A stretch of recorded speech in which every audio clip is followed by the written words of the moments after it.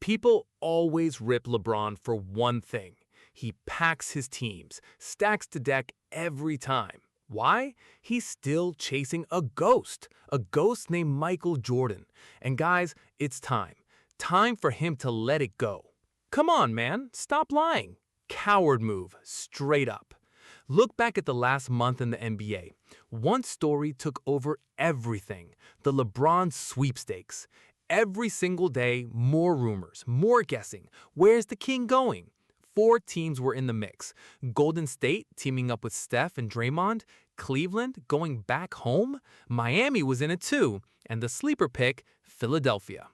Honestly, Cleveland made the most sense to me. Why?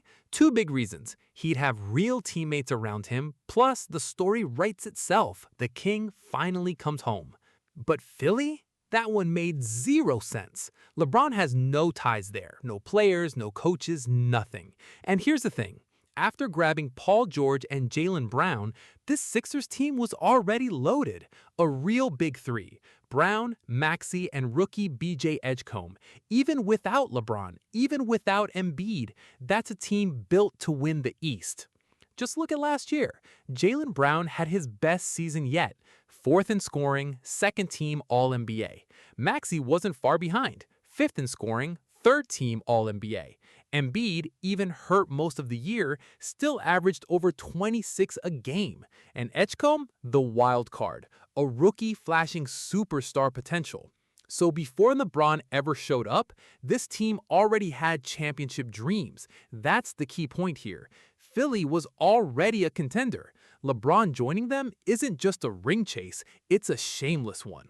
And here's the wild part. This is LeBron's pattern every single time.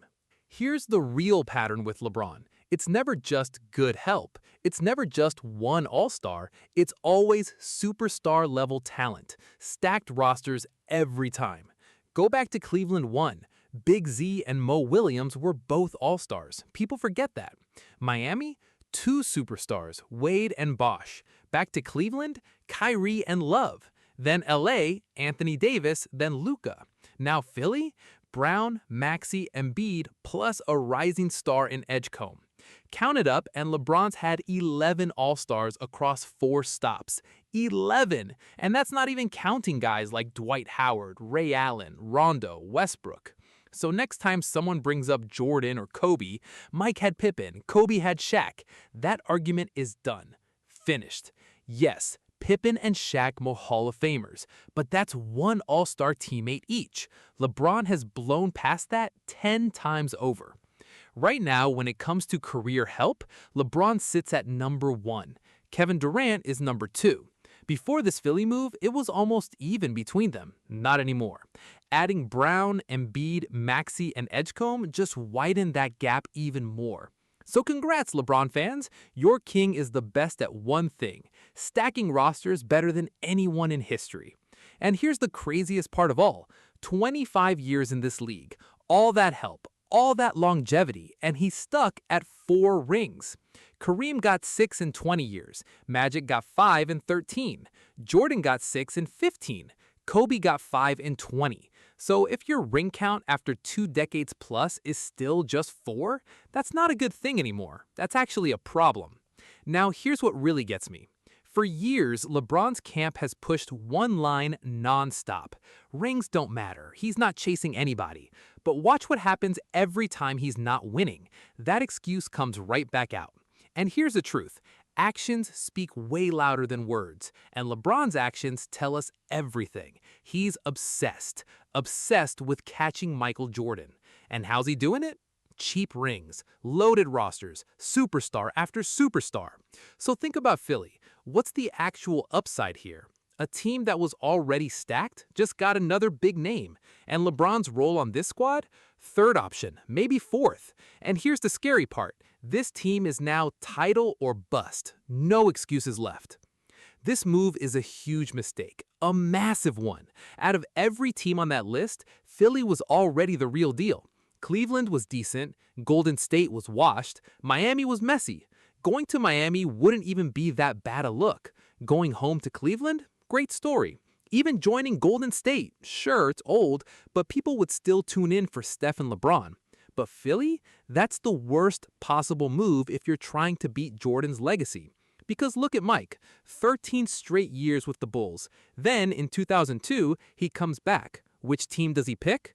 Not the Spurs, not the Lakers, not Dallas. He picked the Wizards, one of the worst teams in the league. Jordan could have taken the easy road, joined the Lakers, cruised to ring number 7, but he didn't. He respected the game too much for that. If Jordan had done that, joined the super team just to pad his stats, his legacy would have taken a hit. But LeBron, he just did exactly that, and once again, proved he's the total opposite of Jordan. Wait a second, I know exactly who this is. One more thing before we go. LeBron's tweets about joining Philly. 4 tweets in a row, and honestly, packed with lies. Look at line 1. I thought I was done when the season ended. Come on, LeBron. You were never actually retiring. This same fake retirement act happens every single year. You just wanted one more farewell tour. Then there's this one. I was honest at my last press conference. Here's the thing. Honest people don't need to say they're honest. The ones who bring it up first, usually the ones lying. Tweet 3. I'm not going for money, not going for family. I want to compete to win. Translation? I'm ring chasing. I'm joining a stacked team on purpose. That's just a nicer way of saying I want rings and I don't care who knows it. And the last tweet? This might be his biggest mistake of all. He put the pressure squarely on himself, said he'd be the piece that pushes Philly over the top. That's a massive bet. He's basically saying his arrival makes them championship ready in the next 2 years. Huge gamble. And if you ask me, this one's not going to pay off. Come on now, you're a terrible liar. But when you work this hard to position yourself the way you have, and you can actually decide what you want to do, who wouldn't take advantage of that? Let's pump the brakes right there. That's Rich Paul trying to spin the story, trying to soften what's obvious. LeBron is ring chasing, and yes, still chasing Jordan. Like I said, actions beat words every time. Sure, you can say rings don't matter, you can say Jordan doesn't matter, say it all you want, but your actions tell the real story, and it's the opposite of what you're saying. If LeBron was truly satisfied with his career, the stats, the MVPs, the rings he already has, he wouldn't be making this move. Like I said, it's not about family or money, it's about titles. For years, he said championships are just a team accomplishment. That's never held up. Because remember 2016? That one championship, a supposed team win, is what people point to when calling him the greatest ever. LeBron just can't keep a story straight. He keeps contradicting himself over and over. So let's wrap up with this. Look at his stacked rosters through the years. Wade finished 5th in scoring. Bosh finished 9th. 2 superstars, both top 10 players. Kevin Love, 4th in scoring. Kyrie, 14th. Another loaded roster. Another self-proclaimed super team. Now 2026. Jaylen Brown, 4th in scoring last year. Maxey, 5th. Embiid, 10th.